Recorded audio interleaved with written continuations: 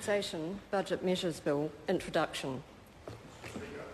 Honourable Peter Dunn. Mr Speaker, on behalf of the Minister of Finance, I move that the Taxation Budget Measures Bill be now read a first time. Mr Speaker, the measures contained in this bill represent the most significant package of tax reforms for New Zealand in over 2 decades. While the measures themselves are wide-ranging, their underlying purpose is straightforward. That purpose is to lift the long-term performance of the economy by giving people greater incentives to work, to save and to invest, by improving the fairness, coherence and integrity of the tax system so people pay their fair share of tax, and by encouraging productive investment in New Zealand, thereby increasing productivity and raising wages. Mr Speaker, the effect of the reforms will be to rebalance the tax mix so that it better supports the economic growth, saving and investment that New Zealand needs right now, rather than the excessive consumption, borrowing and overinvestment in housing that we've had in the past. To encourage people to work and contribute to a better performing economy, personal income tax rates will be reduced across the board from the 1st of October this year. The new rates will be 10.5% for people earning up to $14,000 a year, a 16% reduction in that rate, 17.5% for those who earn between $14,001 and $48,000, a 17% reduction in the rate, 30% for people who earn between $48,001 and $70,000, a 9% reduction in the rate, and 33% for income earned over $70,000 a year, a 13% reduction in that rate.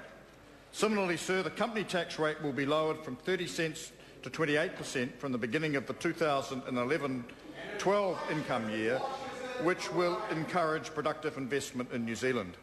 Tax rates and savings are being reduced so they are in line with the new personal income tax rates, thus giving people more income to reinvest toward their retirement. Mr Speaker, the main balancing feature of the changes is a lift in the GST rate from the current 12.5%. Sorry to interrupt the member. Interjections are accepted as long as they're rare and reasonable.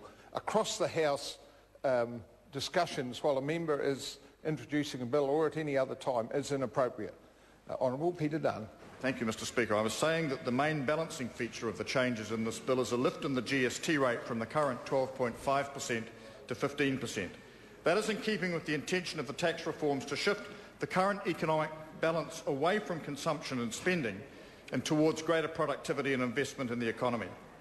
The government does, however, recognise that the GST will pose increased costs, and for certain groups, such as superannuitants, beneficiaries and others receiving government assistance, relief will be necessary.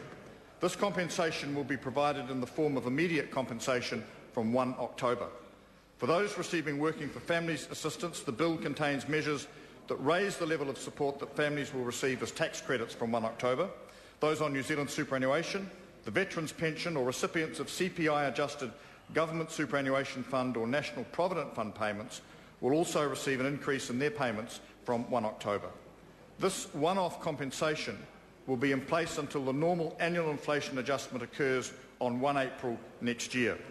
Mr Speaker, in weighing up the necessary changes needed to rebalance the tax system, the bill also introduces a number of changes to strengthen the tax rules and ensure that everyone pays their fair share of tax. With that purpose in mind, measures are being introduced to tighten the income tax test for Working for Family entitlements, so investment losses such as those from rental properties cannot be used to inflate a family's entitlement to Working for Families tax credits.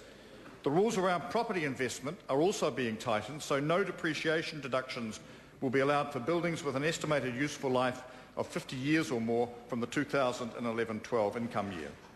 That change more accurately reflects the way New Zealand buildings actually change in value over time, which on average means buildings increase rather than decrease in value.